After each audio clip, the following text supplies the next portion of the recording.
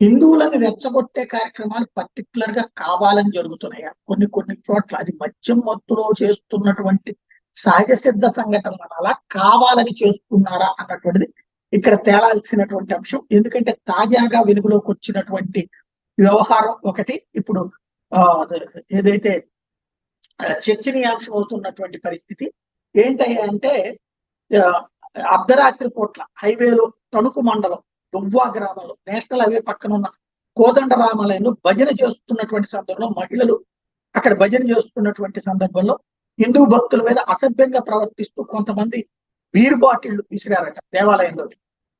దాన్ని అడ్డుకున్నారట అక్కడ ఉన్నటువంటి హిందూ యోగులు. అడ్డుకుంటే అవతల వాళ్ళు ఏ మతం అంటే వాళ్ళు కొంతమంది క్రిస్టియన్ అని చెప్తున్నారు, కొంతమంది ఆకతాయిలు అని చెప్తున్నారు. అట్లాంటి వాళ్ళ మీద ఈ దాడికి సంబంధించి చూసినటువంటి భక్తులు అడ్డుకుని ప్రశ్నిస్తే వాళ్ళ మీద కూడా తీవ్రంగా విరుచుకుపడ్డారంటూ దీనికి